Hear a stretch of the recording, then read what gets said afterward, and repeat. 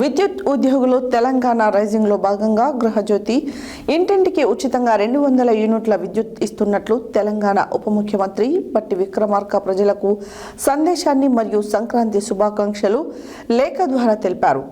ఉద్యోగులు ఆ లేఖను ప్రతి ఇంటికి ఇచ్చుకుంటూ గృహజ్యోతి ప్రయోజనాన్ని ప్రజలకు వివరించారు.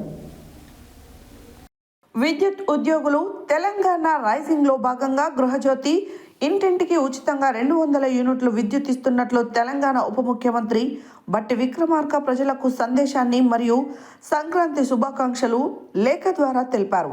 ఉద్యోగులు ఆ లేఖను ప్రతి ఇంటికి ఇచ్చుకుంటూ గృహజ్యోతి ప్రయోజనాన్ని ప్రజలకు వివరించారు. చౌటుపల్ మండలంలో సుమారు 15,600 కుటుంబాలు గృహజ్యోతి లబ్ధి పొందుతున్నారని మరియు 5,600 మంది వ్యవసాయ వినియోగదారులు లబ్ధి పొందుతున్నారని చౌటుపల్ విద్యుత్ డిఈ ఎస్ మల్లికార్జున్ తెలిపారు. అలాగే చౌటుపల్ విద్యుత్ డిఎస్ మల్లికార్జున్ ఆధ్వర్యంలో విద్యుత్ ఉద్యోగులు పట్టణంలో ఇంటింటికి తిరిగి లేఖలను ఆ కుటుంబాలకు అందజేశారు. ఈ కార్యక్రమంలో చౌటుపల్ విద్యుత్ ఏఈ సతీష్, లైన్మెన్ తిరుమలయ్య, మీర్జా షకీర్, నవీన్ తదితరులు పాల్గొన్నారు.